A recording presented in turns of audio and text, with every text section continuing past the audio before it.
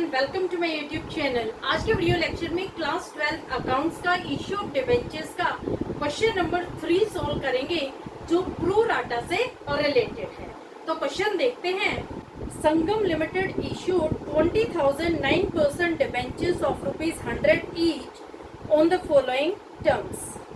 देखो, संगम लिमिटेड ने 20,009% debentures issue किए हैं। एक डिबेंचर की कीमत है 100 रुपए। कैसे कंपनी पैसे मंगवा रही है? 20 रुपए एप्लीकेशन पर, 20 रुपए अलॉटमेंट पर, 30 रुपए फर्स्ट कॉल पर और 30 रुपए सेकेंड एंड फाइनल कॉल पर। अब देखो, applications were received for 24,000 debentures. यहाँ पर कंपनी को 24,000 डिबेंचर्स के लिए एप्लीकेशन मनी रिसीव हुई है, यानी ओवर सब्सक्रिप्शन हुआ है 4,000 डिबेंचर्स के लिए। Applications for 18,000 debentures were accepted in full। अब देखो, कंपनी किस तरह से डिबेंचर्स अलॉट कर रही है। 18,000 डिबेंचर्स के लिए 18,000 डिबेंचर ही अलॉट कर रही है। Applications for 4,000 debentures were allotted 2,000 debentures. 4,000 debenture के लिए 2,000 debenture. And applications for 2,000 debentures were refused allotment. और 2,000 डिबेंचर्स को रिफ्यूज कर दिया, मना कर दिया अलॉटमेंट के लिए।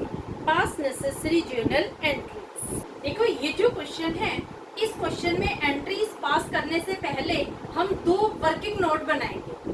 पहले वर्किंग नोट में हम पेमेंट का स्ट्रक्चर बनाएंगे और दूसरे वर्किंग नोट में टेबल बनाएंगे। देखो, पहले हम पेमेंट का स्ट्रक्चर बनाते हैं। 100 रुपए का एक शेयर है।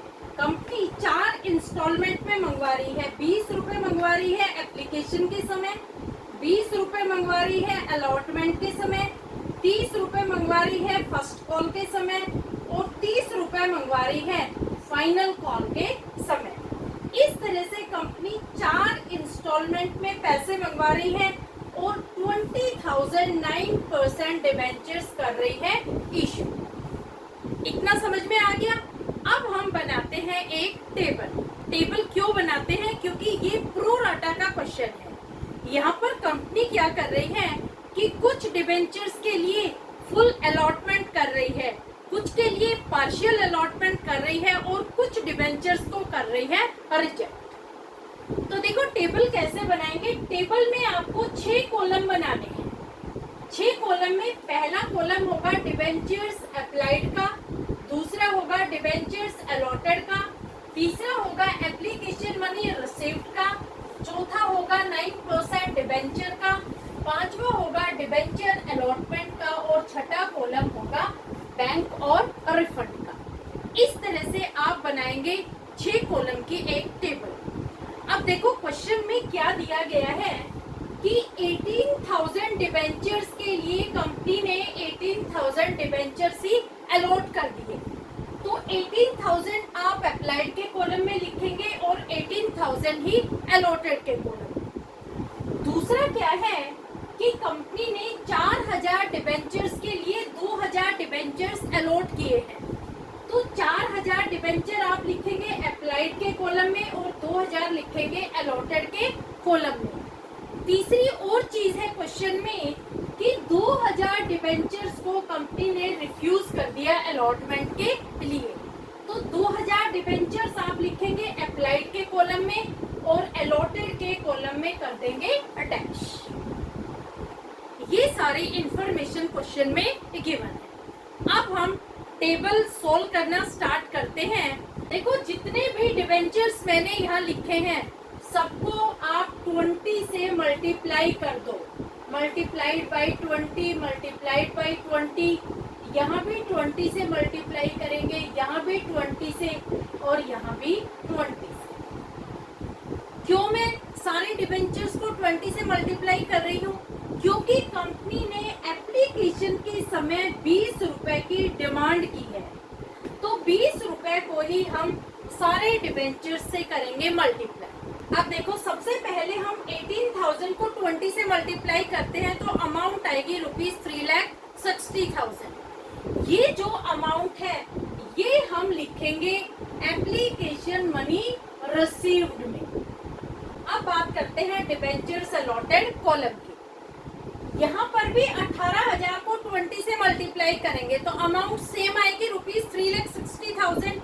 इसे हम लिखेंगे 9% डिबेंचर्स के कॉलम में। देखो एक चीज आप ध्यान रखना, जो अप्लाइड कॉलम की अमाउंट होती है वो आती है एप्लीकेशन मनी रिसीव्ड में, और जो अलॉटेड कॉलम की अमाउंट होती है वो आएगी डिबेंचर अकाउंट कॉलम। ठीक है, यानी पहले कॉलम की अमाउंट ट्रांसफर होगी थर्ड कॉलम में और दूसरे कॉलम की अमाउंट ट्रांसफर होगी फोर्थ कॉलम में। इतना आप ध्यान रखेंगे तो कभी भी आपकी टेबल गलत नहीं। अब देखो यहाँ पर दोनों ही कॉलम में सेम अमाउंट है तो आगे हम कर देंगे डैश डैश। अब बात करते हैं 4,000 डिबेंचर्स के लिए। 4,000 को आप 20 से मल्टीप्लाई करेंगे तो अमाउंट कितनी आएगी ₹80,000। कहाँ लिखूं मैं 80,000? थर्ड कॉलम में। अप्लाइड की अमाउंट आएगी मनी रिसीव्ड में, तो यहाँ मैं लिखूंगी ₹80,000। दूसरा है डिबेंचर अलॉटेड का कॉलम। कंपनी ने 2,000 डिबेंचर्स अलॉट किए हैं, 2,000 को भी हम 20 से मल्टीप्लाई कर लेंगे। अमाउंट कहाँ आएगी? दूसरे कॉलम की अमाउंट आएगी चौथे कॉलम में, तो अमाउंट आएगी ₹40,000। अब देखो इन दोनों अमाउंट में 80,000 और 40,000 में डिफरेंस है।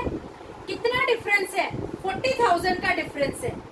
देखो 80,000 में से 40,000 आप करेंगे माइनस, तो डिफरेंस आएगा ₹40,000।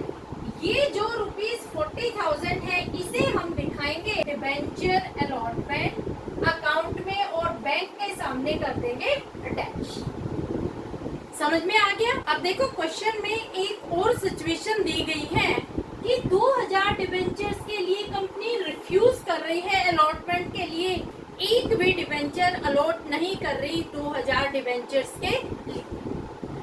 अब हम क्या करेंगे कि 2,000 को 20 से मल्टीप्लाई करेंगे। कितनी अमाउंट आ गई? 40,000। 40,000 आप कहाँ दिखाएंगे? 40,000 आप दिखाएंगे थर्ड कॉलम में, तो यहाँ आप लिखेंगे ₹40,000। अब देखो सेकंड कॉलम में डैश है तो फोर्थ कॉलम में भी आएगी डैश। तो जो ये ₹40,000 है इसका सेकंड इफेक्ट कहाँ होगा? देखो ये जो ₹40,000 है ये कंपनी रिफंड कर रही है, वापस दे रही है डिबेंचर एप्लीकेंट्स को, तो 40,000 को हम दिखाएंगे बैंक के कॉलम में। ये कंपनी वापस करेगी डिबेंचर एप्लीकेंट्स। समझ आ गया? इस तरीके से आपको टेबल बनानी है। अब हम करते हैं टोटल। देखो 4 कॉलम का ये हम टोटल करेंगे। पहला है एप्लीकेशन मनी रिसीव, तो टोटल करेंगे तो अमाउंट आएगी ₹4,80,000। सेकंड कॉलम जो 9% डिबेंचर का है अमाउंट आएगी ₹4 लाख। डिबेंचर अलॉटमेंट में अमाउंट आएगी 40,000 और सेम अमाउंट 40,000 आएगी बैंक के कॉलम में। ये हमने चारों कॉलम का टोटल कर दिया है। अब हम स्टार्ट कर रहे हैं जर्नल एंट्री पास करना।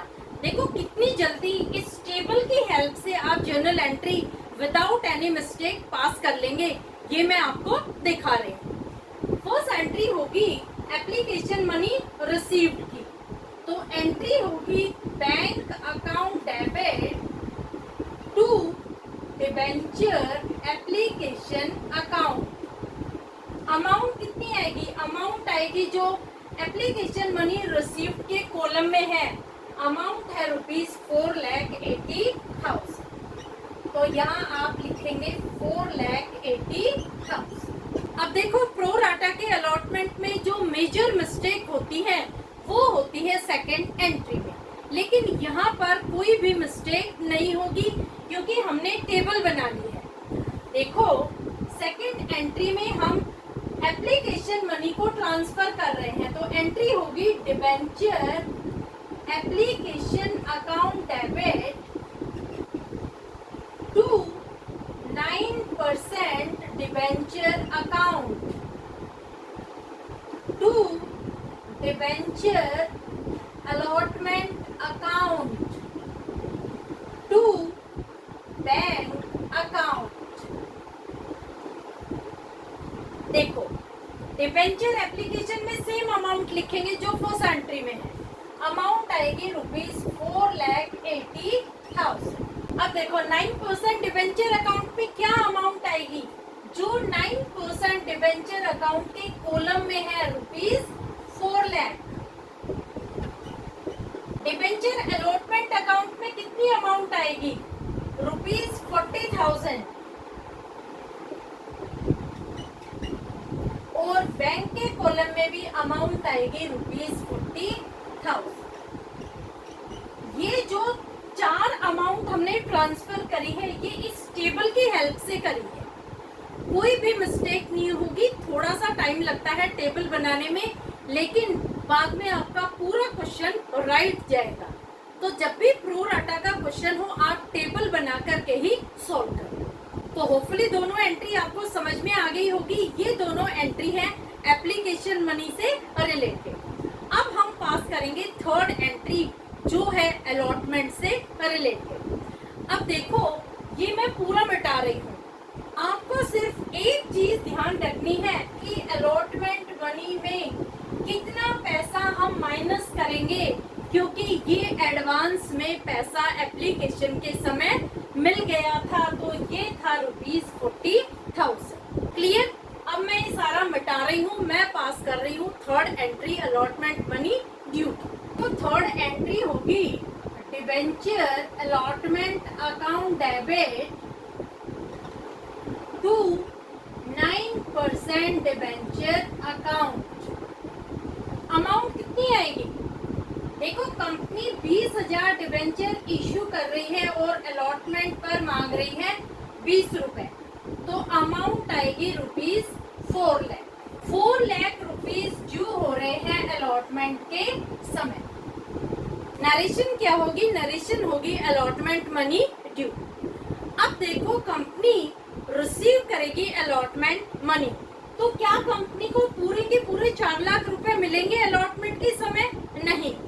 क्यों नहीं मिलेंगे? क्योंकि 4 लाख में से 40,000 रुपए हम माइनस कर देंगे जो कंपनी को एडवांस में मिल गए थे एप्लीकेशन के समय। अब कंपनी को अलॉटमेंट पर पैसा मिलेगा 3,60,000 रुपए। तो 3,60,000 रुपए के लिए हम अलॉटमेंट मनी रिसीव्ड की एंट्री पास करेंगे। तो एंट्री होगी bank account debit to debenture allotment account. Amount आएगी ₹3,60,000। नरेशन होगी अलॉटमेंट मनी और रिसीट। तो दोनों एंट्री अलॉटमेंट की समझ में आ गई। अब कंपनी डिमांड कर रही है फर्स्ट कॉल के लिए। तो फिफ्थ एंट्री होगी debenture first call account debit to 9% debenture account. Amount कितनी आएगी? देखो 20,000 डिबेंचर कंपनी इश्यू कर रही है, 30 रुपए मांग रही है फर्स्ट कॉल के समय। तो अमाउंट आएगी ₹6 लाख। तो यहाँ आप लिखेंगे ₹6 लाख। नेक्स्ट एंट्री में कंपनी रिसीव करेगी फर्स्ट कॉल की अमाउंट। तो एंट्री होगी बैंक अकाउंट डेबिट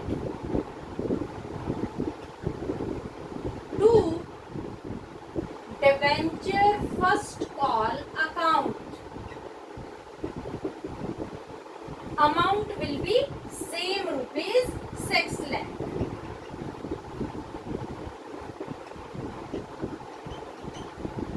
नरेशन होगी फर्स्ट कॉल मनी और रिसीव। अब देखो फाइनल कॉल के समय भी कंपनी डिमांड कर रही है 30 रुपए के लिए। तो फाइनल कॉल की भी सेम एंट्री आएगी जो फिफ्थ और सिक्स एंट्री है। ये 7th एंड 8th एंट्री बन जाएगी।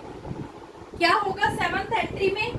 मैं यही चेंज कर देती हूँ। देखो 7th और 8th ये जो एंट्री है इनमें सिर्फ इतना चेंज होगा, फर्स्ट की जगह पर हो जाएगा फाइनल कॉल, ये हो जाएगा फाइनल कॉल।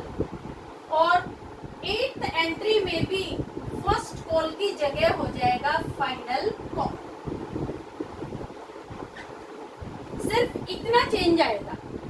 ये होगी आपकी 7th और 8th एंट्री, यानी जो 5वीं और 6ठी एंट्री है सेम एंट्री पास होगी 7वीं और 8वीं। सिर्फ उसमें एक वर्ड का चेंज होगा, फर्स्ट की जगह पर फाइनल कॉल आ जाएगा दोनों एंट्री में। 7th एंट्री में डेबिट साइड में हम फाइनल कॉल लिखेंगे और 8th एंट्री में क्रेडिट साइड में हम लिखेंगे फाइनल कॉल।